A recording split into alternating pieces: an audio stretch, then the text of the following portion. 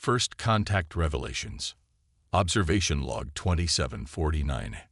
Senior Researchers Extol. Earth Monitoring Station Alpha. The human should have been simple to categorize. When our long-range sensors first detected their electromagnetic emissions, we expected to find another Class 3 civilization. Primitive, predictable, and following the standard technological progression curve. I have never been more wrong in my 300 cycles of cynoanthropological research. My first mistake was assuming their physical limitations would restrict their development. Humans are objectively fragile creatures. Their bones break easily. Their skin tears at the slightest impact, and their temperature tolerance range is remarkably narrow. By all conventional metrics, they should be confined to carefully controlled habitats, advancing slowly and cautiously. Instead, I watch them climb sheer cliff faces with nothing but crude handholds and determination. They dive into the crushing depths of their oceans protected by little more than pressurized suits. They venture into the harshest environments on their planet, not out of necessity, but for what they call adventure. Today, I witnessed something that defies explanation. A group of humans deliberately entered a burning building to save others trapped inside. Our protocols clearly state that self-preservation should override all other imperatives in such situations. Yet these humans, these supposedly primitive beings, ignored their own safety entirely. When I consulted our behavioral databases, I found no parallel for this type of voluntary self-endangerment for the benefit of unrelated individuals. The closest analog was the protective instinct of certain hive species, but humans aren't a hive mind. They're individuals making conscious choices to risk everything for strangers.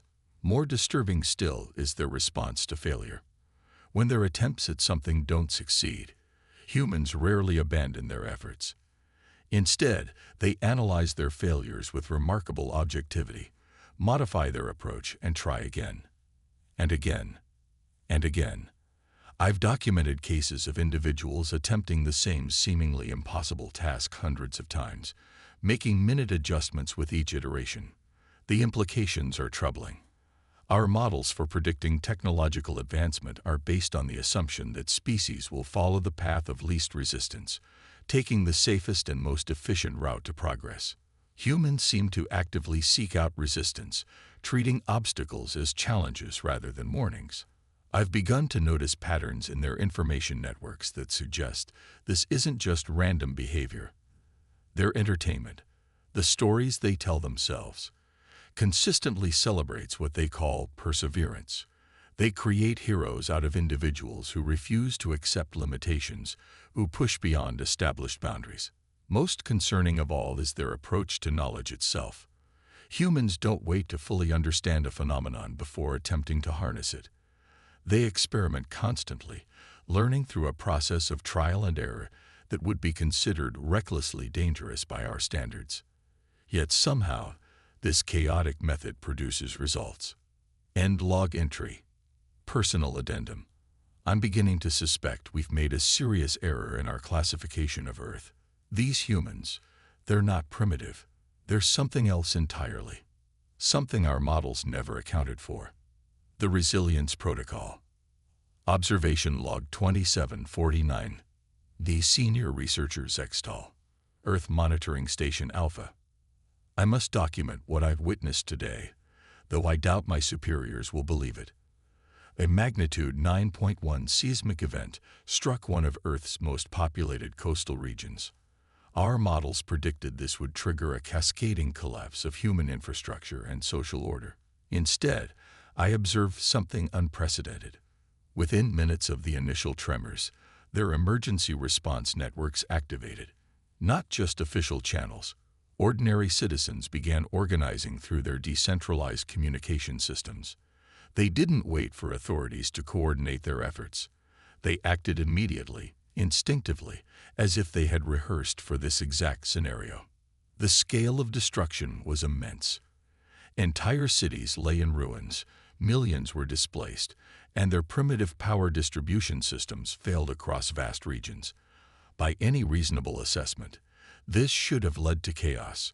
Our historical database shows that most species, When faced with such catastrophic disruption, revert to individual survival strategies.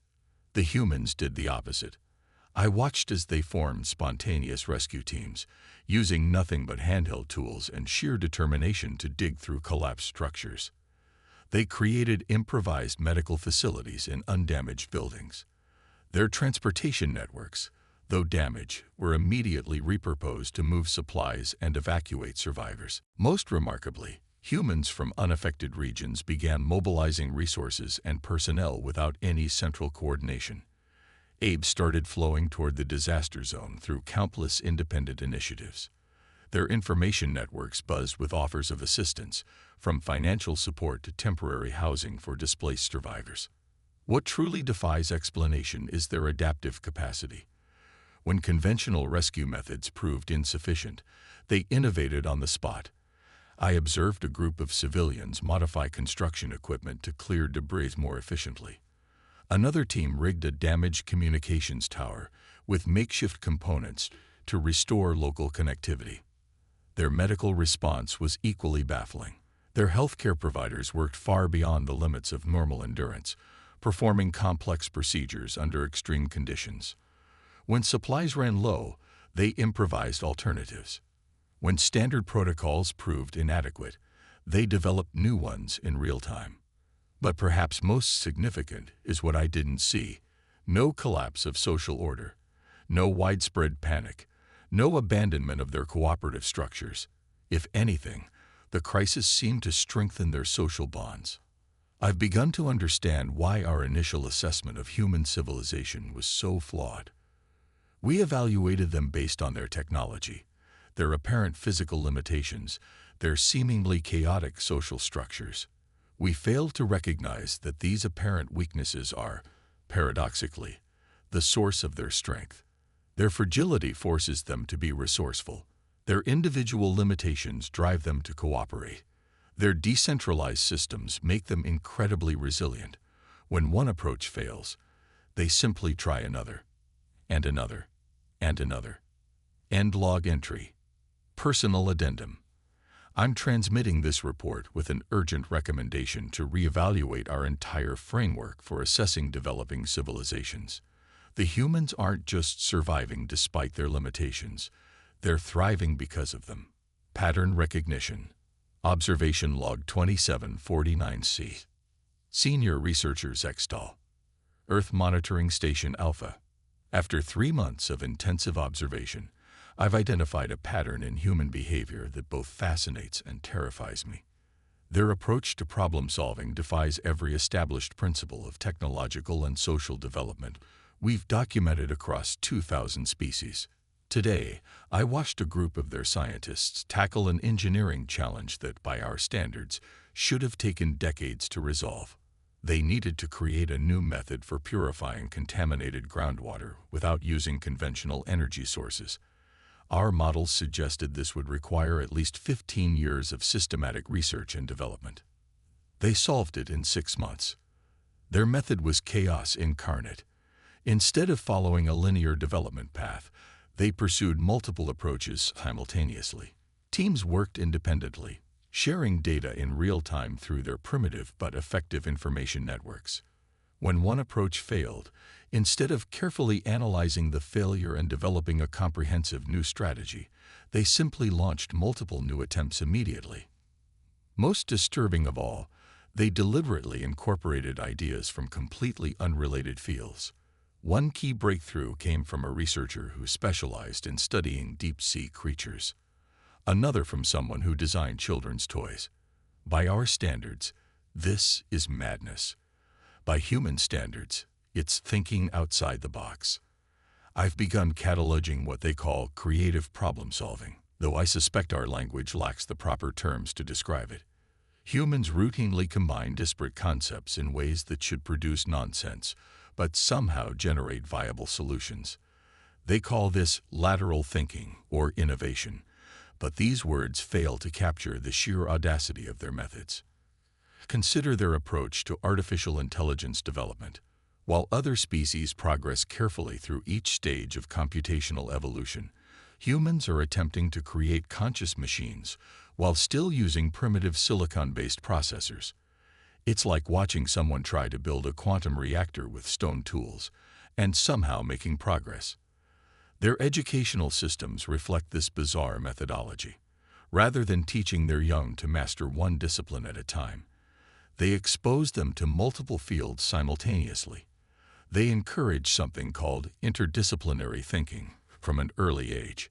The result is a species that routinely makes cognitive leaps that our predictive models can't anticipate. More troubling still is their relationship with failure. In our civilization, failure is a signal to step back and reassess. Humans treat failure as data. They fail fast, fail often, and celebrate what they learn from each failure. This approach should be inefficient and wasteful. Instead, it drives them to advance at a pace that defies explanation. I've detected an acceleration in their rate of innovation that exceeds our most aggressive projections. They're not just solving problems. They're getting better at solving problems. Each success, each failure, each wild combination of ideas makes them more effective at tackling the next challenge. End log entry. Personal addendum. I'm beginning to understand why some of our most advanced predictive algorithms fail when applied to human development. We're not just dealing with another emerging civilization. We're observing the evolution of a problem-solving methodology that could revolutionize or destabilize everything we think we know about technological progress. Warning: the patterns I'm observing suggest humans may achieve capabilities far beyond our initial projections. Recommended course of action: immediate reevaluation of Earth's classification status. The warning signs. Observation log 2749. Senior researchers Extal. Earth Monitoring Station Alpha. Priority weight level. Maximum. In CORTYON PROTOCO. Omega. I must break standard reporting procedures. What I've discovered in the past week demands immediate attention. The humans aren't just developing faster than we predicted. They're approaching a technological inflection point that our models never imagined possible. It started with a seemingly minor observation. A group of their young scientists was attempting to develop more efficient energy storage systems. Standard procedure would be to incrementally improve existing technology. Instead, they began experimenting with biological systems as templates for synthetic energy storage. This alone was unusual, but what happened next defies explanation. When initial experiments failed, instead of retreating to proven methods, they expanded their research. They studied everything from deep-sea creatures that survive near thermal vents to plants that store solar energy. Within weeks, they had prototypes that outperformed conventional systems by orders of magnitude. But this isn't an isolated incident. I've detected similar patterns across multiple fields. Their quantum computing teams are using principles from neural networks to create systems that shouldn't be possible with their current technology level. Their genetic research combines artificial intelligence with biological engineering in ways our scientists never considered. Their materials scientists are developing self-repairing structures based on organic growth patterns. Most alarming is their approach to space exploration. While we assumed their primitive chemical rockets represented the limit of their current capabilities, I've discovered numerous research projects that suggest otherwise. They're simultaneously pursuing antimatter propulsion, gravity manipulation, and something they call Alcubierre drives, theoretical faster-than-light travel. The truly concerning aspect isn't just what they're developing, but how they're developing it. They've created a global network of shared research that allows for instant collaboration across disciplines. When one team makes a breakthrough in any field, the implications are immediately applied to dozens of other projects. Their rate of advancement isn't linear or even exponential. It's recursive. Each breakthrough accelerates the development of others, creating feedback loops of innovation that our predictive models can't process. They're not climbing the technological ladder one rung at a time. They're rebuilding the entire ladder as they climb it. Yesterday, I witnessed something that forced me to send this emergency report. A team of their scientists accidentally created a room-temperature superconductor while attempting to develop a new type of battery. They weren't even trying to solve this problem. It emerged as a byproduct of their chaotic experimental approach. This isn't supposed to be possible. Species are meant to advance in predictable stages, mastering each level of technology before moving to the next. Humans are developing technologies they shouldn't even be able to conceive of yet, much less create. End log entry. Personal addendum. I no longer believe we're merely observing an emerging civilization. We're witnessing the birth of something unprecedented. A species that treats the impossible as a temporary inconvenience. Our entire framework for classifying and predicting civilizational development needs to be reconsidered. Urgent recommendation. Immediate elevation of Earth's status to Category 1 priority observation. The humans aren't just advancing. They're rewriting the rules of technological progression entirely. The final report. Final Analysis Report 2749. Senior Researchers Extol. Earth Monitoring Station Alpha. Sci-Fi Ultra CC Wardit. Duri TT to a High Council. Only. Distinguished Council members. After completing my observation cycle of Earth, I must submit findings that will fundamentally challenge our understanding of civilizational development. The conclusions I've reached are so radical that I've spent the past month verifying my data multiple times before sending this final report. The humans aren't just another emerging species. They represent something we've never encountered before, a civilization that treats the impossible as a hypothesis to be tested rather than a boundary to be respected. Consider these observations. When faced with their biological limitations, rather than accepting them, humans simply started redesigning their own bodies. They're developing artificial organs that outperform natural ones, creating interfaces between brains and machines, and actively working to extend their lifespans. They call this transhumanism, but it's really a refusal to accept any limitation as permanent. Their approach to artificial intelligence defies all logical progression. Instead of carefully developing narrow AI systems, they're simultaneously pursuing multiple approaches to general intelligence. They're not just trying to create tools, they're attempting to birth a new form of consciousness. The implications of this are staggering. Most concerning is their attitude toward space exploration. They're not just looking to visit nearby planets, they're actively planning for multi-generational voyages to other star systems. They discuss terraforming planets and mining asteroids as if these were simple engineering challenges rather than the monumental undertakings they are. But what truly sets humans apart isn't their technology. It's their mindset. They possess a quality I've come to call determined optimism. When faced with an impossible problem, they don't just refuse to give up. They become more enthusiastic. They treat barriers as intellectual challenges rather than warnings. This combination of traits, their collaborative chaos, their celebration of failure as a learning tool, their ability to cross-pollinate ideas across disciplines, and their sheer stubborn refusal to accept limitations, makes them potentially the most dangerous species we've ever encountered. Not dangerous in the conventional sense of aggression or territorial expansion, but dangerous because they're capable of advancing in ways we can't predict or prepare for. They don't follow the rules of technological progression because they don't believe in rules at all. Final recommendations. Immediate reclassification of Earth as a Type X civilization. Our current classification system is inadequate to describe what they represent. Establishment of a permanent observation network. We need to track their development across all fields simultaneously. Most importantly, under no circumstances should we attempt to restrict or control their development. Any such attempt would likely drive them to advance even faster, as resistance appears to motivate them. Personal conclusion. In my 3 centuries of xenoanthropological research, I've never encountered a species that fills me with such a mixture of hope and apprehension. The humans are going to change everything. They're not just going to join the galactic community. They're going to revolutionize it. They will advance. They will expand. They will overcome every obstacle we think should stop them. And they'll do it all while treating it as the most natural thing in the universe. The only real question is, are we ready for what they'll become?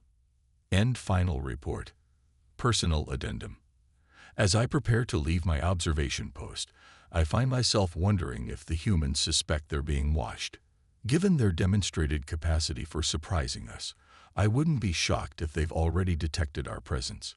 Perhaps they're studying us just as we're studying them, collecting their own data, forming their own conclusions. And perhaps somewhere on Earth, there's a human scientist writing their own report about us, wondering why we haven't introduced ourselves yet.